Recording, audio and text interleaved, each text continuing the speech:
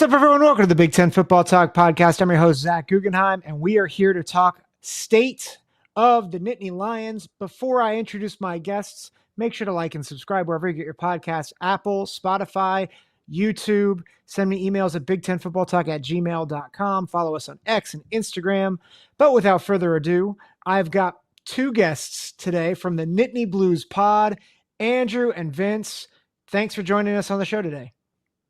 Appreciate you having us on, Zach. This is going to be a blast. Yep, happy to be here.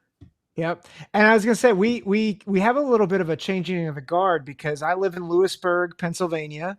You guys are from Selinsgrove, if I remember correctly. Correct. That's correct, yeah.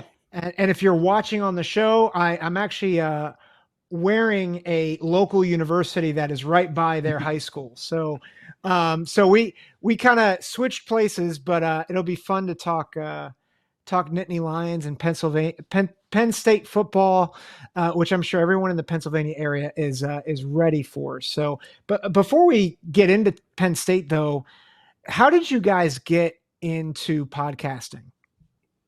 Vince, you want to feel this one? Yeah, I think this is so, being a football fan, I was looking for things to do while I was like cooking or doing household chores.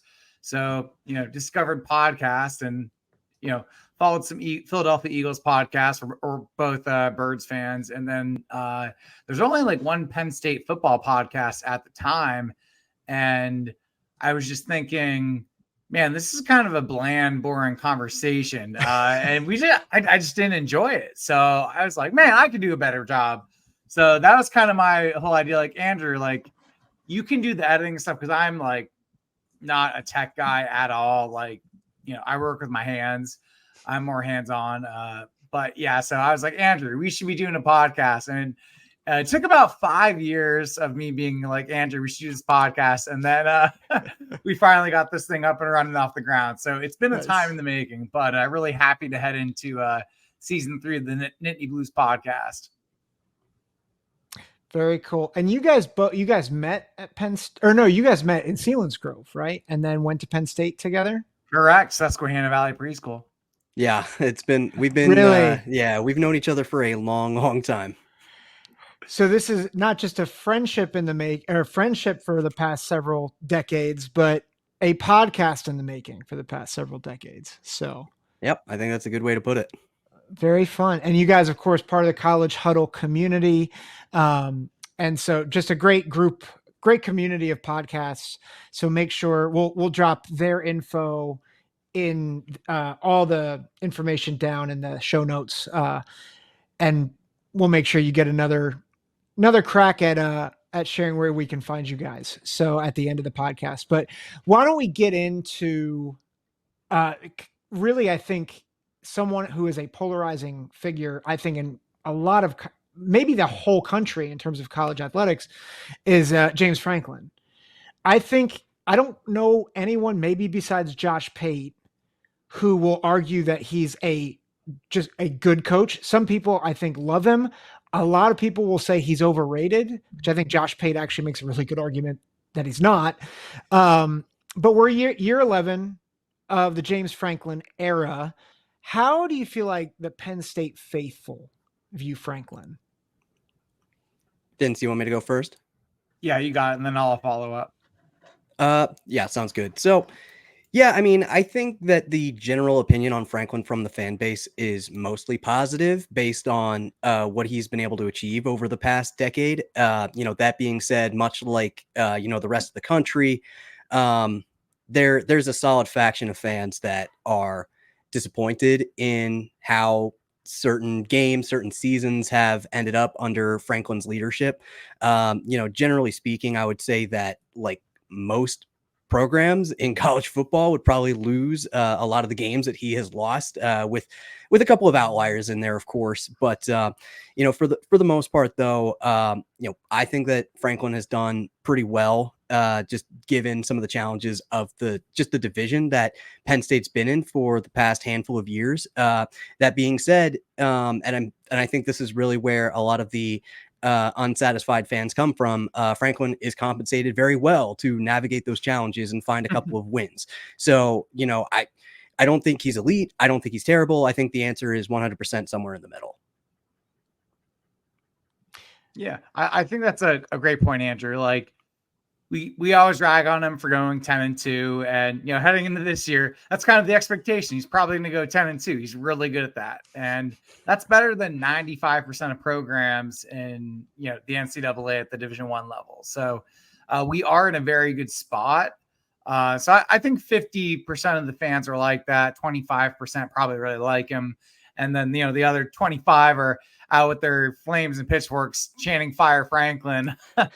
And everything, just because, PA fans are so passionate and they want to win it all. Like, it's like championship or bust in terms of Penn State football.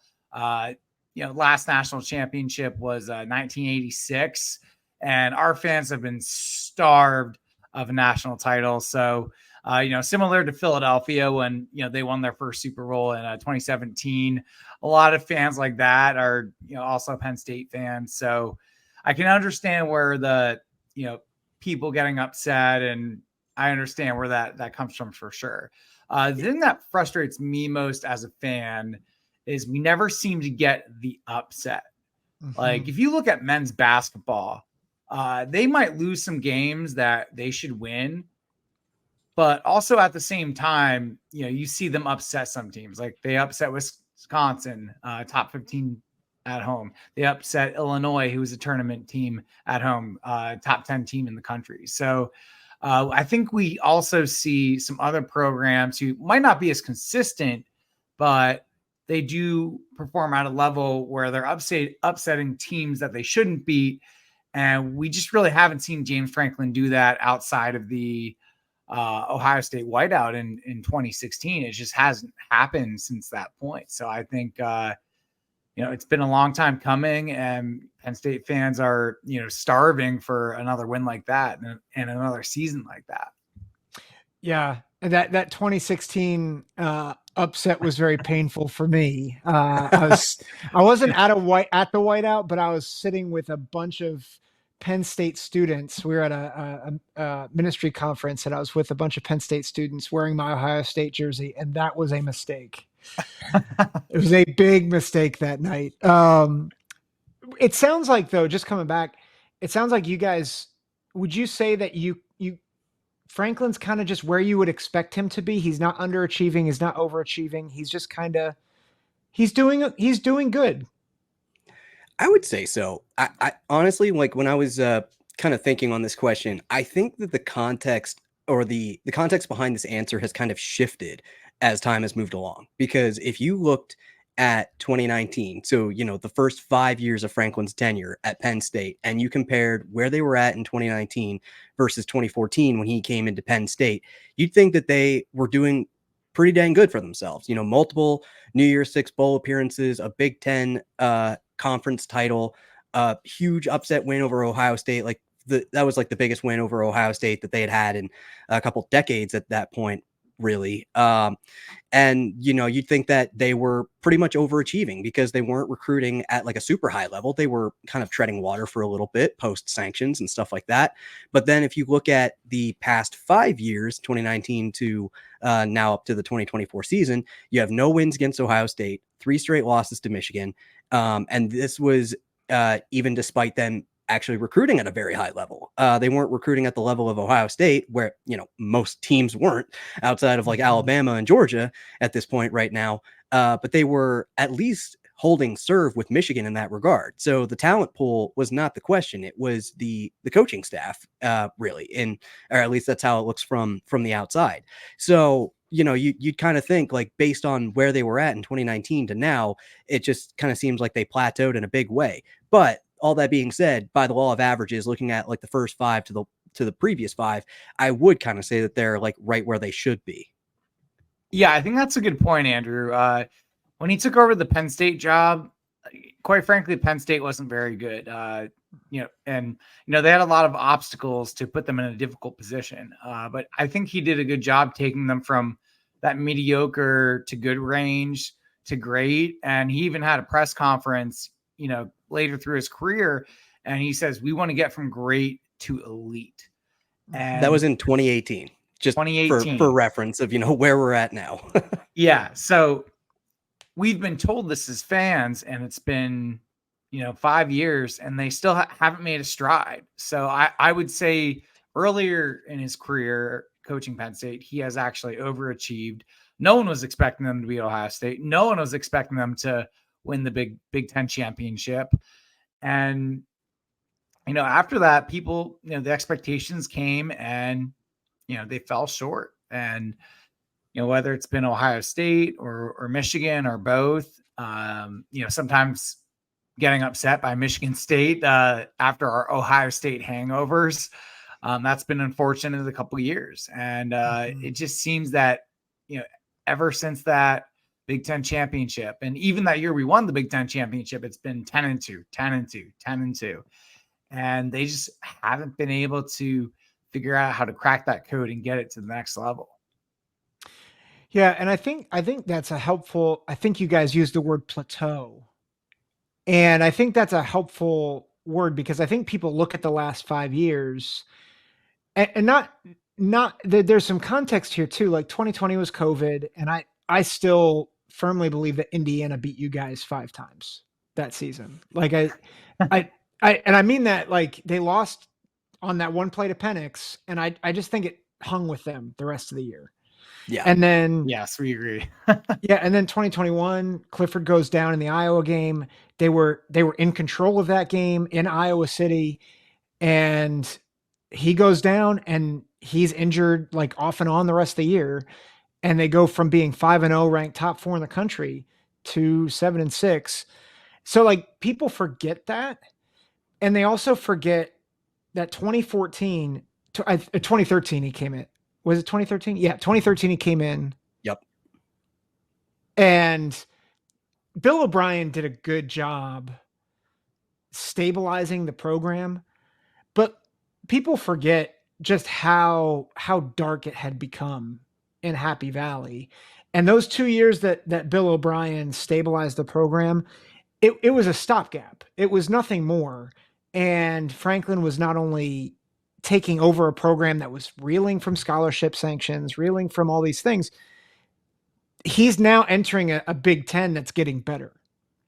Yeah. And so you have all these things and you forget what he's accomplished. And I'm not a Franklin guy, but I think people like Paul Feinbaum was just on his show ragging on Franklin, saying, well, Penn State fans are upset about 10-2. And it's like, dude, how many programs in the SEC would kill for James Franklin's resume right now?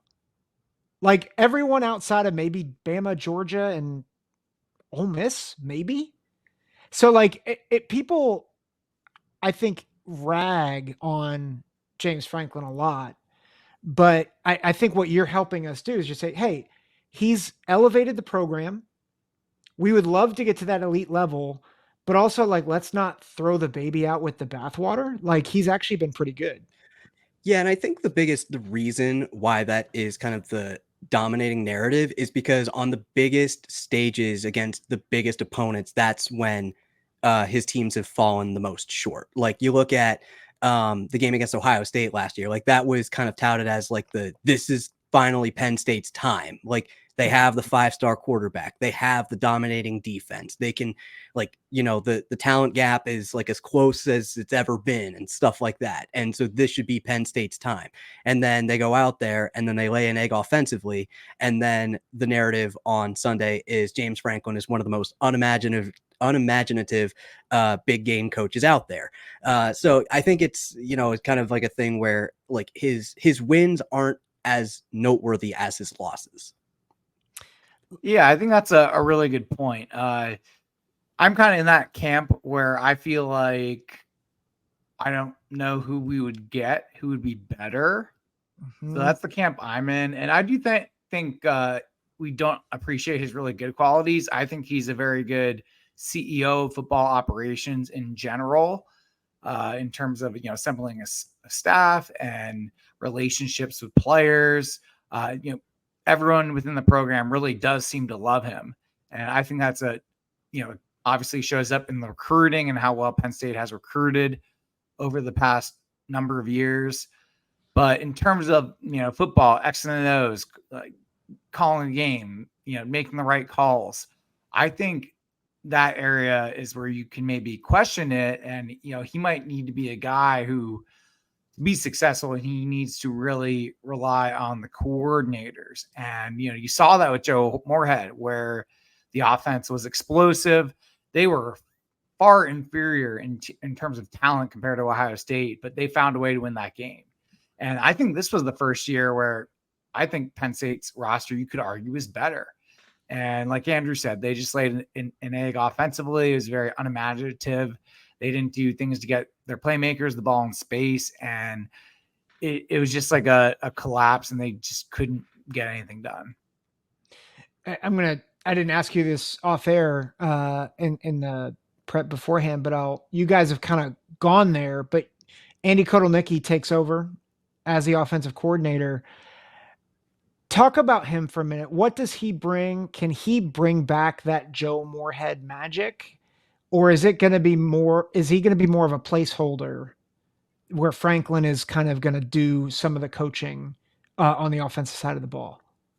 I think this is closer to Moorhead than the alternative. And the reason why I think that is because like a staple of Moorhead's offense at Penn State during the 16 and 17 seasons was a ton of motion, lots of targets, guys, like going in like different ways, like across the field, trying to confuse the defense, put defenders in bad positions and stuff like that. And when you look at the tape of what Kansas was doing offensively last year, they were one of the highest teams in terms of pre-snap motion, pre-snap shifts and stuff like that. And Penn State was one of the lowest. And, there's people who are much smarter than I am who have done like deep dives on this, but basically there was a method to the madness with all the shifting that was happening at Kansas, and its ability to kind of help the quarterback out and put the defense kind of on their heels and stuff like that. So I think there is going to be a resurgence, or at least that's what we would expect for a coordinator of this notoriety, and also the fact that Penn State's paying him quite a lot of money as a coordinator to come in. So by all those means, that's kind of where I'm expecting things to be like, to kind of be like to have kind of like a Moorhead like impact here. What do you think, Vince? Yeah, it's most definitely not a stopgap. If Coach Franklin is hiring stopgap coaches, then he's going to be out the door. We often debate about Coach Franklin, like how long is his leash? And I think when you lose to an Ohio State, a Michigan, those are top 5 programs. Most teams are going to lose to them. However, now we have a lot of these programs like Oregon, USC, UCLA, Washington. So some teams who are in that top 25 pretty consistently, but for the most part aren't in that juggernaut category as an Ohio State or a Michigan the past 3 years.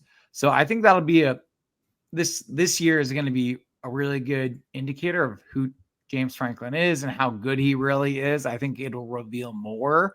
That way, we're not debating, is he a good coach? Is he a bad coach? I think the season's going to tell us a lot. Mm-hmm. In terms of Kotelnicki, I like what he brings. You see a lot of creativity in the offense, and you even see some crazy like 2 quarterback sets, which is interesting.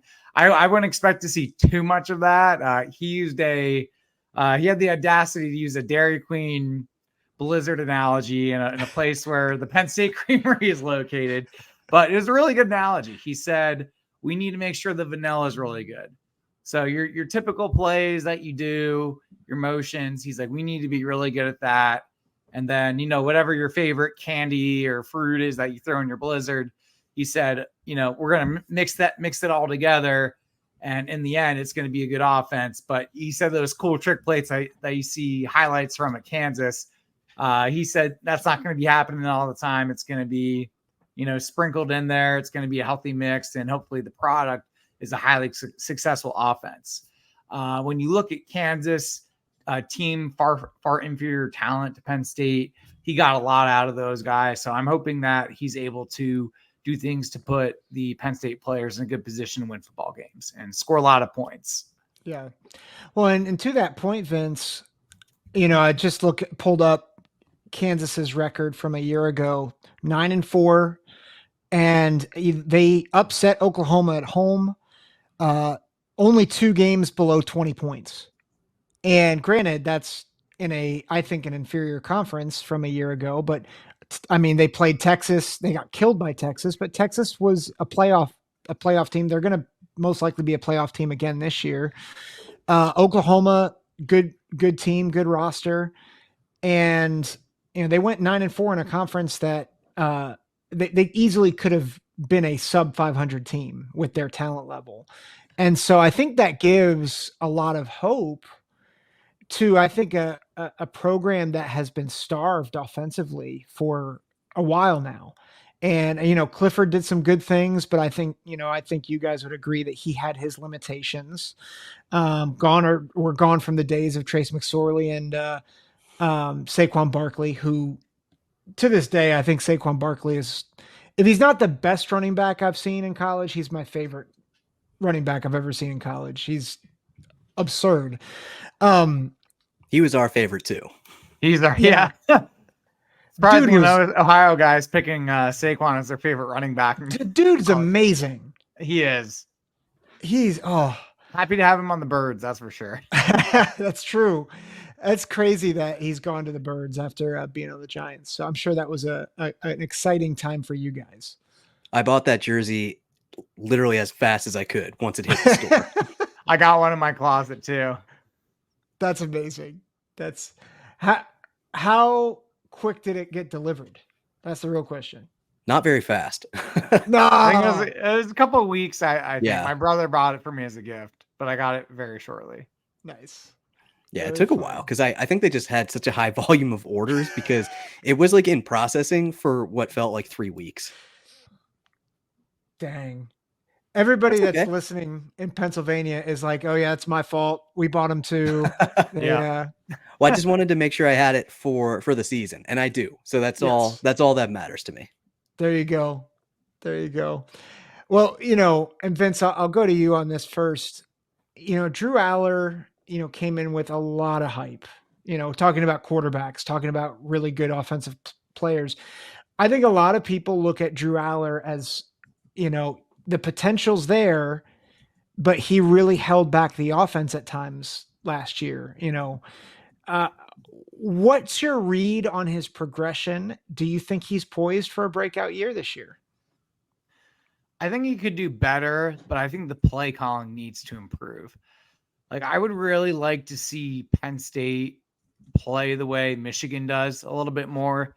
You have 2 stud running backs in Katron Allen, Nick Singleton. We got a third guy, Quentin Martin, true freshman, looks the part to be the next stud running back for Penn State. You got a good offensive line. The offensive line is a little bit better in run blocking as opposed to pass protection. They're pretty good at both, but definitely a team that statistically you look at their yards per carry does really well. However, for whatever reason last year, very low percentage of the play calls. And I think if we can, try to, wear other teams down like Michigan does, I think that's going to make things easier. And I think Penn State should utilize him more like Michigan did with JJ McCarthy. And if you look at his, turnover ratio, which is one of the most important statistics in college football, he takes care of the football. He set an NCAA record without throwing an interception. Like, he doesn't suck, but he takes care of the football, which is great. He's a really great game manager. But when it comes to, taking those risks, he's not slinging it down the field like Trace McSorley is. He's got a different playing style, but you can win with that style. You can win with the guy who takes care of the football and is smart and intelligent. He's strong. He can run the ball if he needs to. He can do a lot of things, and he can lead Penn State to winning football. I think play calling could go a long way in helping Drew Allar and his development. And especially if Kotelnicki does a good job. I know it can be really difficult, as a player if you're getting new coaches every year. So that's going to be a challenge he does have to overcome. But if they have a good relationship, I'm optimistic that Drew can have a good season with some good play calling. Yeah, Andrew, do you have any additional thoughts to that one? I would agree with a lot of what Vince said. I think that he was far from perfect, but he definitely showed flashes of what you'd want to see from your 5-star quarterback. That high touchdown to turnover rate, pretty decent completion rate overall. The one thing that I think is really interesting about his prospects for this year, pairing with Kotelnicki, is that he struggled at times in play action last year, and that's something that Kansas did a lot to great effect. So I think it's going to be a very interesting thing to see early on in the season, whether this is going to be something that Kotelnicki is going to help Drew improve on, just being comfortable in play action, kind of seeing things maybe a bit better, like from a defensive read standpoint, or if Kotelnicki is going to have to shift his philosophy a little bit, maybe play to Drew's strengths a little bit more, because when you look at the tape, where Drew was really successful was when he was not in play action and going through his progression on the flat, crossing routes, and on out routes. He didn't really look towards the go route too often, which was kind of a point of contention with Penn State fans kind of partway through the season. Like, it just basically was like they were never going deep, even though he had a cannon of an arm. So that, maybe that's something that they're going to look to possibly improve upon. And I think this is just going to come with experience too. But, when he had a clean pocket and he felt comfortable, he was very effective. But when even though at times he would have a clean pocket, he would feel the pressure of that internal clock start to tick a little bit more, and he would suddenly leave the pocket, even though he's got, a crossing wide receiver, open for a big play. And that's not to, absolve the wide receivers, because those opportunities were too far and in between for Penn State offensively last season. But, all that is to say, I think the potential is definitely there. I think it's a mixture of the mental side of things. I think he's got the right support system around him with quarterback coach Danny O'Brien, and with Kotelnicki bringing some of his unique, experiences and like what he's been really good at offensively during the course of his career. I think the potential's there, and it really just kind of comes down to Drew. Yeah, I think that's a good point, Andrew. He didn't have much help from the wide receiver core last year. Well, and that leads me to, I think, my next question, because I think everybody knows Singleton and Allen is one of the most dynamic backfields in all of college football. It feels like Penn State always has a good tight end, and Tyler Warren is another one in that great line of Penn State tight ends. But receiver continues to be the question mark. Now, you guys get my guy, Julian Fleming, Southern Columbia native. He was our guy first. He just decided to go to you first. That's fair. That's very fair. I'll concede that. But Fleming comes over. You guys lose Lambert Smith.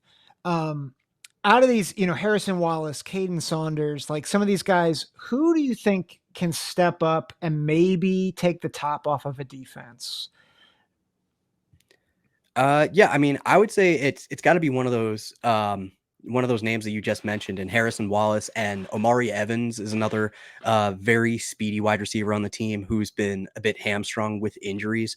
That whole group is just one big question mark going into the season, because almost by default, Julian Fleming kind of becomes like the veteran leader of the group. He's the only one who has a proven track record of success at wide receiver at the NCAA level, because guys like Evans and Wallace have shown flashes, but they've been injured. They haven't been given a lot of opportunities, and that also includes guys like Saunders. He's been really good in very limited situations where he's been used, but he hasn't gotten a very consistent run at slot, where a lot of people thought that he would have good success.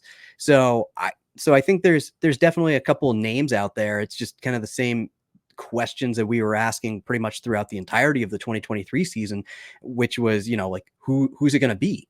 Like, because in years past, they've had, their Jahan Dotsons, their Parker Washington step up and separate themselves. And Lambert Smith did that a little bit, but it just wasn't, it obviously did not happen to the same effect. Yeah, I think those are some good points. If you're looking for a guy to take the top off the defense, Trey Wallace is definitely your guy. He had a lot of injuries last year, so that was definitely a limiting factor. Mari Evans 2 years ago just looked like a beast. Like, he looked like a number one wide receiver in the blue-white game. However, that didn't translate into last season. So he's a guy who we've seen flashes of doing things. So he's another candidate to fill that position. However, my favorite dark horse is Caden Saunders. I especially think he could do well in the slot. He's very shifty and agile. Kind of reminds me of KJ Hamler back in his playing days at Penn State. So I think he's the dark horse. Plus his freshman year, when Drew was the backup, they got a lot of repetitions together. So they should have some pretty good chemistry just from all the reps that they have. Yeah. And if I think Julian Fleming, while he certainly was, I think, on his way out at Ohio State, obviously, you get a big bodied receiver who is fast, and he's a leader in that room. And I think that matters a lot, because getting a young group of receivers, you're talking about Saunders, Wallace, Evans, who's a junior, but Wallace and Saunders, sophomores, having a veteran leader who can really kind of take that room under your wing. And I mean, he can go and say, hey, I've played in the playoff. I know what it takes to win. I think that's a big deal. Defense, Penn State has been, I think, one of the best secondaries maybe since 2015, 2016. Like, it just seems like they always have dudes. Defensively, who's coming back and who are the key newcomers that we should be looking for? Vince, you want to go? Yeah, I'll go first. So some guys who are coming back, you got Hakeem Beeman and Devon Ellis on the interior of the defensive line. Front seven did a great job last year. You got Dennis Sutton, who he might have been overshadowed by Chop Robinson, but he's a guy who has high aspirations to break Penn State's sack record. You got Abdul Carter, who's rotating down to defensive end, which opens up the role for Tony Rojas to really shine in the linebacking core, along with veteran leader Dominic DeLuca. And then leading off the secondary is KJ Winston. He's one of the guys who I wouldn't be surprised if he gets the green dot on defense, and he's the guy who's communicating all the plays.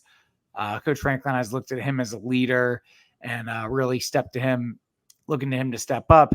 And then you got Jaden Reed as well, who does have experience playing safety. So those are some big guys that are coming back. Andrew, who are some new faces that fans can look forward to, seeing in the blue and white next year? Yeah, so I would say the biggest name probably is Tony Rojas at linebacker. He's really slated to be kind of the next really good playmaking linebacker for Penn State, and they're certainly going to need him to make lots of plays this year, because linebacker depth at Penn State is getting more and more thin as time goes along. So they're going to need him to even though he's young, kind of establish himself as that alpha dog a little bit in the linebacker group, while some guys are working to make their way back. But so you got him, and I would say the other name that people are most excited about, or should be most excited about, probably is AJ Harris, the transfer cornerback from Georgia, former 5-star recruit. Dude just showed flashes of everything in the blue-white game. Absolutely showed why he was as heavily recruited as he was terrific in pretty much all aspects of the game that we saw. And granted, I mean, it's a limited sample size, it's the spring game, et cetera, but he's probably going to be one of the starting corners after everybody left for the NFL this past season. But I think fans are going to look to him early and often to kind of show hey, you could go to any school in the country for a reason, so come here and prove it. Yep. Yeah, I think the words Georgia and corner probably get a lot of people excited. But right behind that is, I think, Penn State and corner.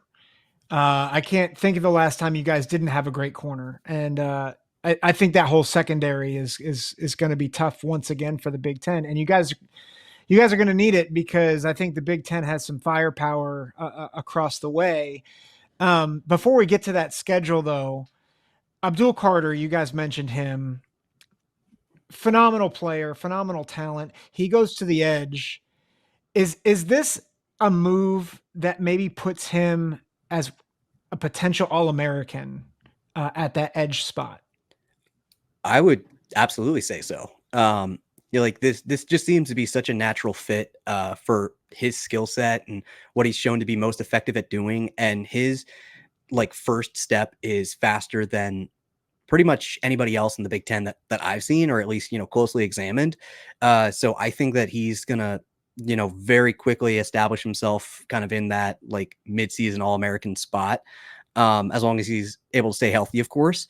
But, Vince has talked at length on our podcast about how this was kind of like a come full circle moment for him, because he was originally trying to be recruited as a defensive end. That's like, where he was kind of most comfortable at in high school and stuff like that. He was a big linebacker to begin with, more or less. So now he's had his Micah Parsons moment. They're finally moving him to edge because, they need to replace two NFL edges now, stuff like that. So just kind of gives him the chance to continue to do what he does best, basically. Yeah, I agree. I think it's a good move for him. You lose two guys to the NFL, and I do think the defensive end depth is very good.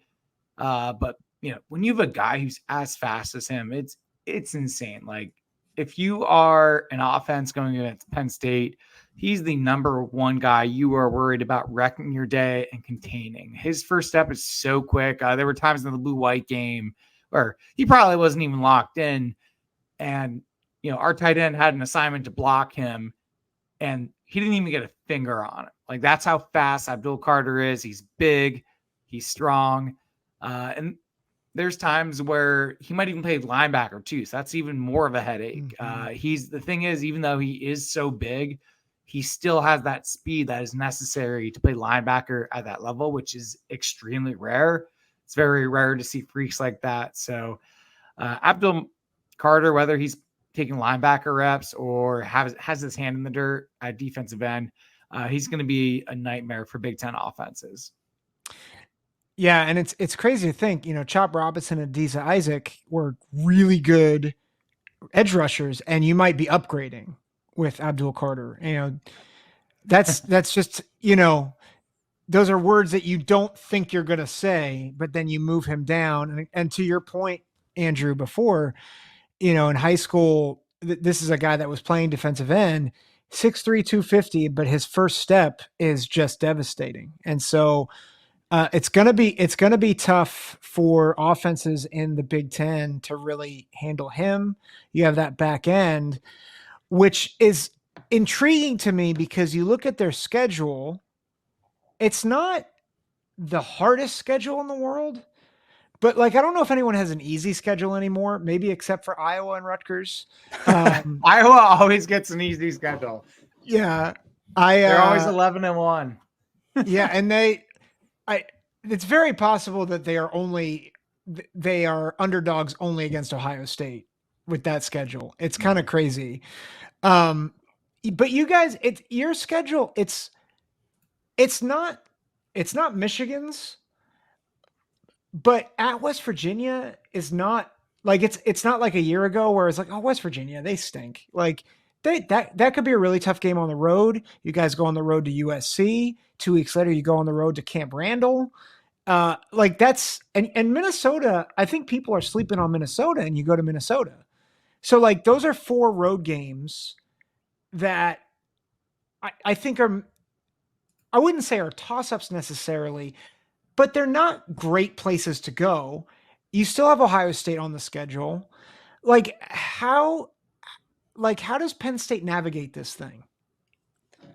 I would say they have to avoid stacking losses, which has plagued them in the past, and they have to win one of those 2 road trips between USC and Wisconsin. That to me is their path to winning 10 games again. But we've seen in some years past, 2020 being probably the most extreme example of this, but losses can last pretty long in college football. And so they've got to, make sure that they're taking care of business early and often in this season, because the new and improved Big Ten is not going to allow Penn State to sleepwalk their way through game 1 against like, insert non-con opponent here, but still from like a Power 5 conference, and finally get their footing by like game 4 and stuff like that, until they're like ready and willing to go. Because, game 4 for them this year is Illinois, which, I mean, like, Illinois, I think Penn State should win that game pretty handily, but, they also thought that in what was hitting in 2021 too. So, I don't think any game is a gimme. And, so that to me is how they navigate it. Like they've got to like make sure that they come out of those 2 major road trips with at least 1 win. Yeah. And I think the biggest thing is consistency. When you have young men entering college, that's the thing that's most difficult for them. And you often hear coach talking about seeing flashes, and, their job is to help them figure out how to become more consistent. And, obviously another theme, like you mentioned, is make sure 1 loss doesn't turn into 2. You have Ohio State November 2nd at home. Then you have Washington the week after, who, they lost a lot of talent from the roster that went to the national title game. But if you're not on your A game, that's going to be a really tough matchup. Mm-hmm. So they cannot let 1 loss turn into 2. And another thing that's going to be challenging this year is, the road games. In the past, I feel like, our tough road game has been either Ohio State and Michigan. We always stagger which of those 2 teams we get at home and which one we get on the road. But now there's a lot more tough road games. We haven't had that in the past. And one of the big things on Franklin's resume is he's never won a big road game. Even the year we won the Big Ten championship on the road, lost to Pitt, lost to Michigan, 49-10. Like, we have not been a good road team in general. They have improved over the years. They beat that Purdue team that was very good. It was in a close one. They went to Camp Randall and beat Wisconsin week 1 of the season, 16-10. However, they've been very, very close. So, Penn State needs to make sure they don't make mistakes, don't commit those false start penalties that can happen in noisy environments. Stay disciplined, take care of the football. And, that's going to put them in a good position, against a Wisconsin or a USC. And I think that trip to the West Coast is going to be really difficult, not only playing in that time zone, but just because in the history of Penn State football, we don't seem to play well against USC, or we lose a close game. So for another reason, that's like in my gut, I think USC is going to be a really tough road trip. Which, just as like a little addition there to the trip to Camp Randall, not that their fans ever need more juice to get up for big games and stuff like that, but they're selling beer inside Camp Randall for the first time this season. So maybe that'll get them jumping around like crazy, man. They already jump around without it. Yeah. And they like to party there. So yeah, they do. This is gonna be a great atmosphere. Yes. You guys mentioned USC, Wisconsin, Ohio State, obviously the West Virginia opener. Are there any other games that you look on there and you're like, I don't like that. Like, I should be fine with it, but I don't like that game on the schedule?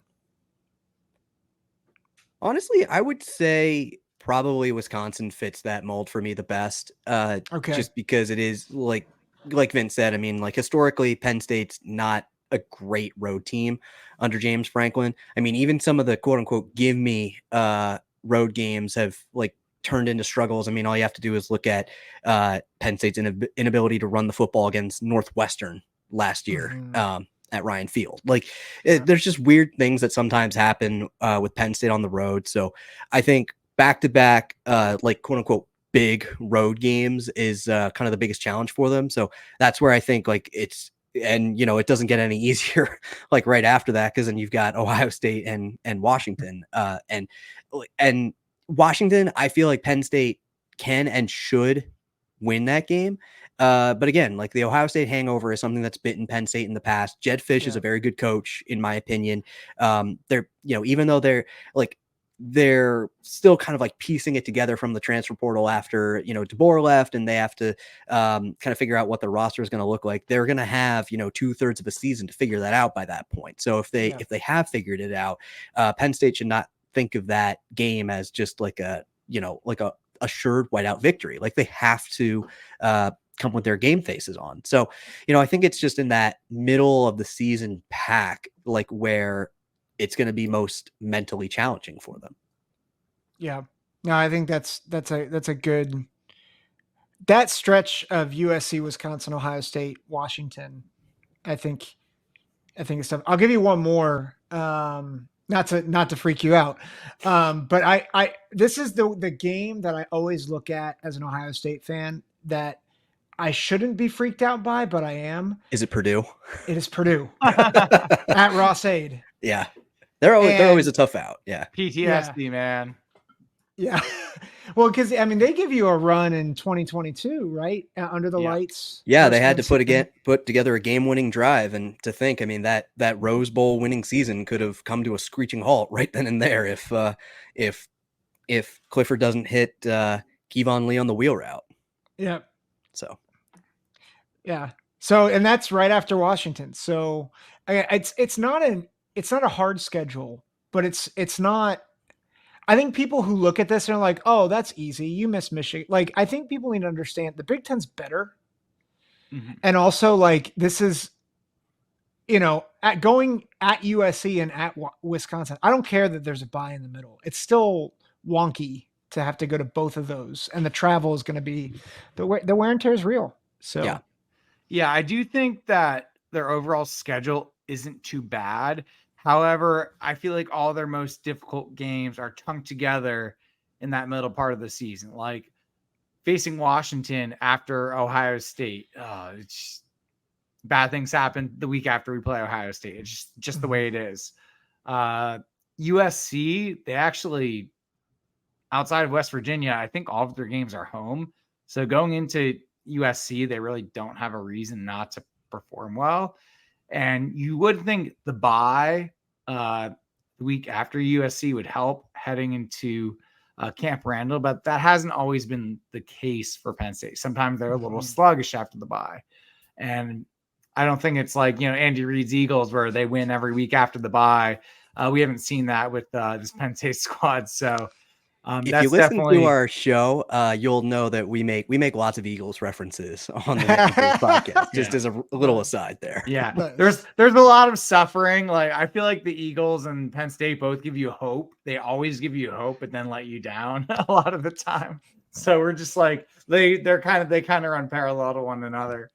But so they're sluggish after the bye. Sometimes that always worries me, but. Yeah, so those four games are going to tell you what Penn State's season will be like, pretty much. Yeah. Let me ask two questions, and I'll get us out of here with a towny question. But what would you put the likelihood at an undefeated regular season for Penn State? Like 2%. Really? Yeah. Yeah, I think that game against Ohio State, I think it's like David versus Goliath. That's how it looks to me right now. Really? Yeah. I'll one up you. I'll say 0.5%. Okay. Because I think the roster, like their roster is really great. I'm not sold on Will Howard or their offensive line. So I'm curious from your perspective, what makes you feel like that's such a significant gap? Well, I just think whether it's been Urban Meyer or Ryan Day, Penn State just hasn't been able to get the better of Ohio State. And I think that talent gap just, re-widened itself from Ohio State's excellent work in the transfer portal this past season, bringing on some just absolute game-changing players and stuff like that. And they bring back like one of the best wide receiver groups in the entire country. They have an experienced quarterback coming in there that can lead the charge. They have a 5-star quarterback waiting in the wings. If, God forbid he goes down with an injury and stuff like that. And on defense, they kept legitimate NFL talent on that roster. It just kind of feels it just feels like, the talent gap alone is just going to be such an insurmountable challenge for any team, including Oregon. In my opinion, like Ohio State is my favorite to win the Big Ten this year, and so even though they're bringing on a new offensive coordinator, I mean, like kind of similar to like Tom Allen coming to lead the defense at Penn State, Chip Kelly, he's an offensive guy. Like where he's probably the most comfortable and where he's the most effective is at offensive coordinator at a big time program like Ohio State that's able to bring in whatever talent he wants. So for all those reasons, like I think that's just why like Ohio State is like the favorite to win the conference and in my opinion probably the national title. Yeah, and for me, I think for me thinking that Penn State, from last year's roster being better than Ohio State, Nick Saban retires, and it's just like all these Alabama players just like migrate straight north to Columbus. And I'm like, why can't we get any of those guys? So you did get AJ Harris though, which I know is not Bama, but yeah, we did get one. We got AJ Harris out of Georgia, which was nice. But you just saw like there's like 5 guys pretty much going to Columbus, and Ohio State has a lot of talent.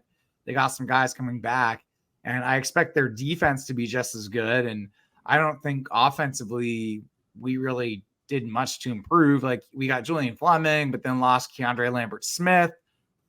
And I just feel like there wasn't much improvement on the offensive end. So my thing is, I don't know how they're going to score against that Ohio State defense.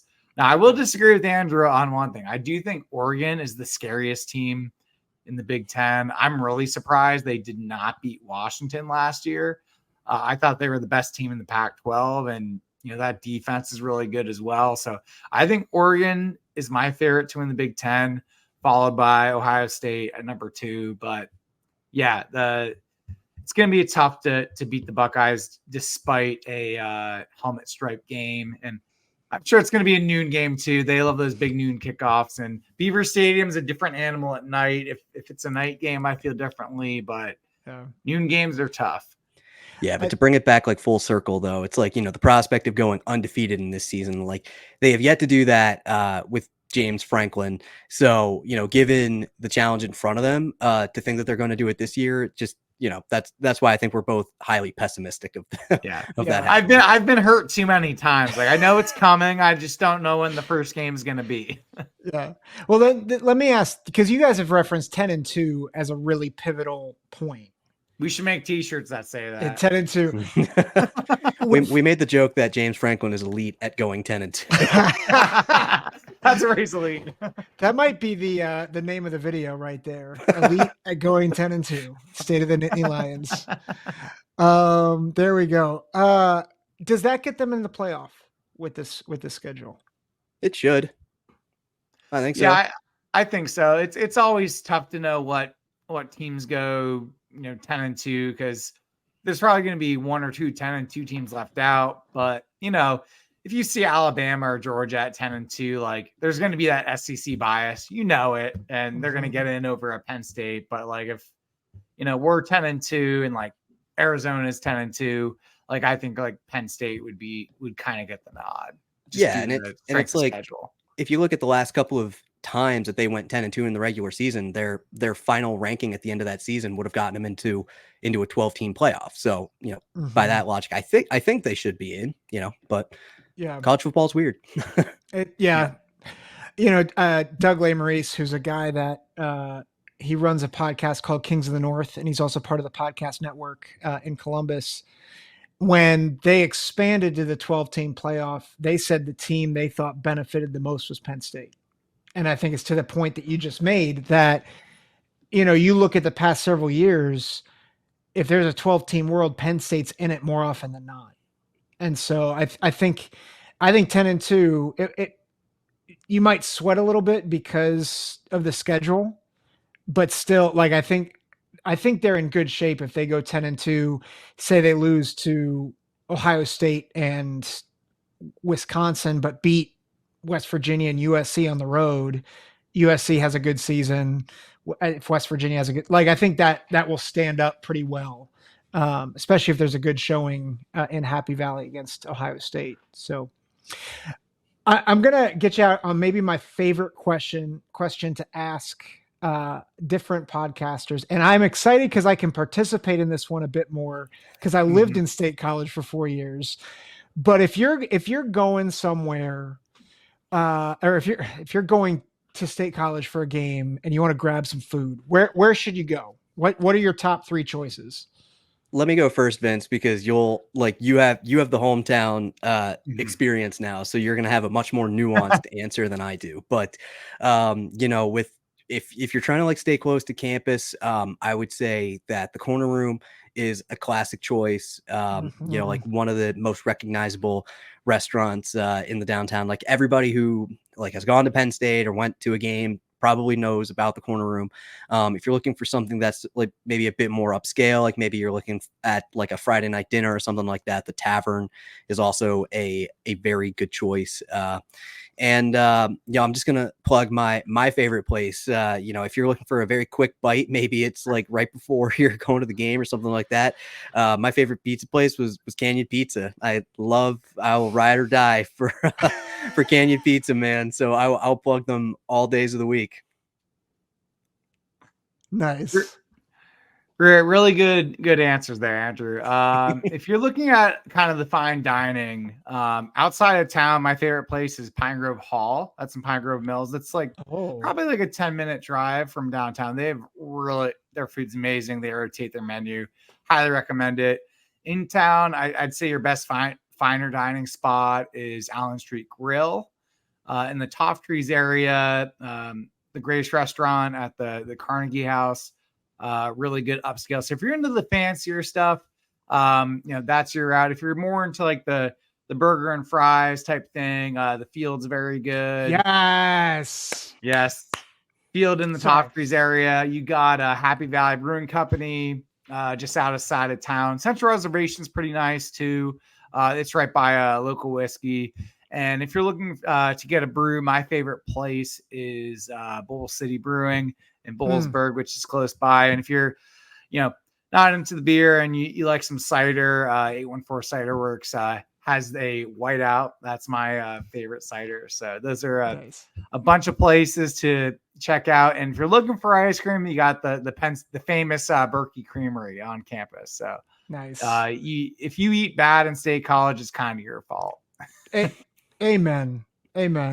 I think one of my favorite things to get when I visit State College at Happy Valley Brewing Company, their short rib nachos. Yes, they're huge. It's a meal. It's best nachos I've ever had. It's so good and huge. The cheese sauce is awesome. Short rib. So in terms of wings, what do you guys think? Champs, I think, has the best, in my opinion. Yeah, I don't really order too many wings when I go places, but Champs is good, and I don't think you're gonna find bad wings anywhere.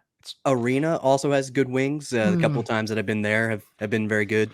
So yeah, it's funny as you're naming places, Corner Room and all that. I'm like, when I moved to Lewisburg, Lewisburg has good food. Yeah, I feel like the wing game is subpar, and there's just not as many fun places. So I miss food in State College. I'll throw one more out there, and I'm curious what you guys think. The Original Waffle Shop. Yeah. Waffle Shop. That's a good. Yeah, get brunch there on Sunday. It'll be packed, but it'll be worth the wait. It's a State College staple. If you're looking to avoid that line, Sower's Harvest, really good cafe. They're closed on Sundays though, so you'd have to go on a Friday or Saturday if you want to go there. Other good places that we didn't mention, Tadashi, really good sushi. And then if you're looking for some good Latin American cuisine, you got Lupita's downtown, you got Juana's, and then Carter's Table, I think, has the best tacos in State College. So okay. Little kind of pro tip though about the waffle shop too is that there are 3 of them. So the most recognizable one is obviously the one downtown. But that line is probably going to be astronomically long, especially if you go a couple hours into the kind of the breakfast hours. So if you're looking for quicker service, there's another one off of what would that be? West College Avenue, and there's also one on Atherton Street. So, and those two are better quality.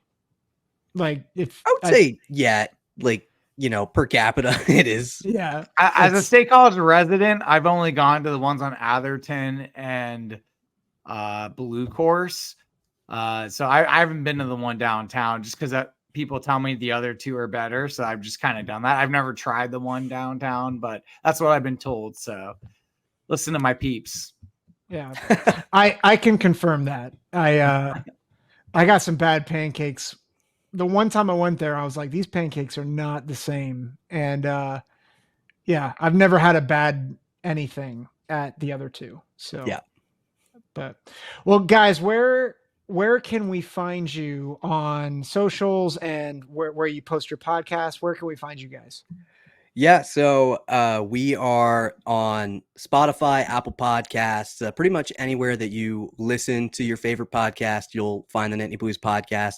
Another great way to find us and find our show is on our website. That's nittnyblues.com. You can listen to all of our previous episodes there. You can listen to, or you can learn more about the show, kind of the history behind it, more about Vince and myself.